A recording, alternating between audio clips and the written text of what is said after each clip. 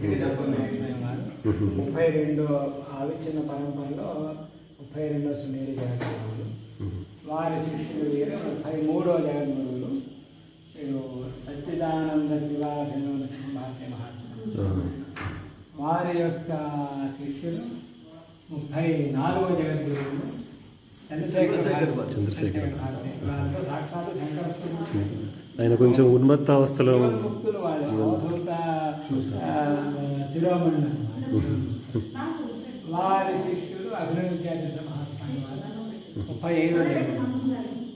వారి శిష్యులు ప్రస్తుత 36వ పీఠాలు దసరాపేట.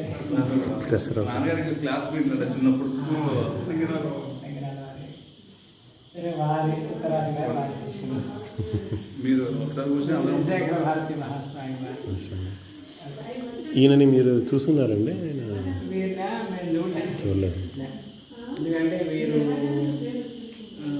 2015కి 60 ఏళ్ళ క్రితం 54లో వారు చనిపోయారు. 54 ఓకే. 54లో అక్కడే శృంగేరిలోనే తుంగానదిలోనే అదే గంగానదిలో ఉన్నారని, అక్కడ తుంగభద్రలో ఉన్నారని పద్మాసనం వేసుకుని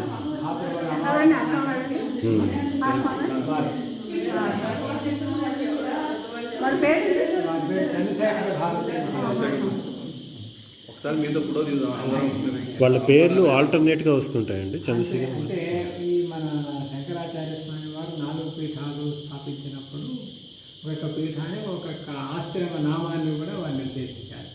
భారతి, సరస్వతి అలా ఉంటుందన్నమాట. అంటే ఇదే అసలు పరాకాష్ఠ పీఠం. శంకరాచార్య స్వామి వారు స్థాపించింది 4 దిక్కుల 4 శిష్యుడు. మొత్తం వాళ్ళ జగద్గురువు ప్రధాన శిష్యులు 4. దాంట్లో మొట్టమొదటి వారు సురేశ్వరాచార్యులు వారు, పద్మనాభాచార్యులు, తోటకాచార్యులు, హస్తామనకాచార్యులు. సురేశ్వరాచార్యుల వారంటే పూర్వాశ్రమంలో మండల మిశ్రుడు. మండల మిశ్రుడు వాదన. మండల మిశ్రుడు గురువు గారు బౌద్ధ మతాన్ని ఖండించిన కుమారులు భట్ అంటే సాక్షాత్తు కుమారస్వామి. మండల మిశ్రుడు అంటే బ్రహ్మదేవుడే. అప్పుడు కుమారుల భట్టు ఏం చేశారంటే బౌద్ధుల దగ్గరికి వెళ్ళి బౌద్ధవాదాన్ని ఖండించి ఆయన ఏంటంటే మీమాంసా శాస్త్రాన్ని ప్రవర్తింపజేశారు. అప్పుడు ఆ మీమాంస మాత్రమే కాదు, కర్మ కంటే జ్ఞానం గొప్పది అని శంకరాచార్య స్వామి వారు మండల వారికి చెప్పి, అప్పుడు నిజమే కదా ఆయన అంగీకరించి 8 శిష్యులు. ఆయన సురేశ్వరాచార్యులు.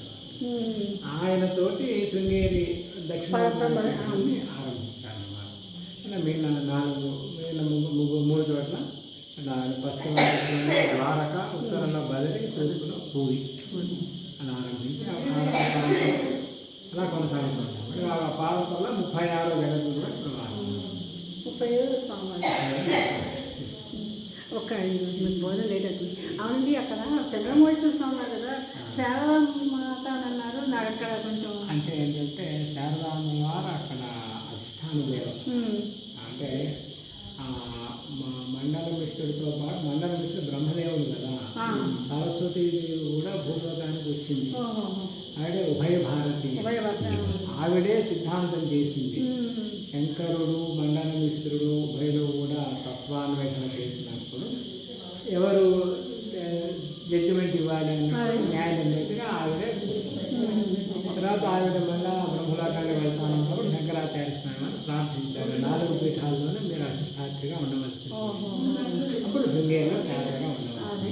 అంటే మనకు మామూలుగా చంద్రమౌళీశ్వరుడు అని భారతీయమ్మవారు ఈ పేరు అంటే శారదామారేమో అక్కడ ఆరాధ్య దేవత. చంద్రమౌళీశ్వరుడు అంటే సాక్షాత్తు కైలాసం నుంచి శంకరాచార్య స్వామి వారు తీసుకొచ్చి కటికలింగం 4 చేసి చంద్రమౌళీశ్వరుడు రత్నగర్భ గణపతి. ఆ ఉభయకి కూడా ప్రతిరోజు కైలాసం చంద్రమౌళీశ్వరుడిని శంకరాచార్య స్వామి వారు తీసుకొచ్చేసారు. ఆ పీఠంలో పెట్టారు. ఆయన చెప్తున్నారు అదే వారు మన చంద్రశేఖర భారతి మహాస్వామి వారే ఓహో ఓకే ఆయన నుంచున్నారు ఇక్కడ కూర్చున్నారు ఓకే భోజనం లేట్ అవుతుంది.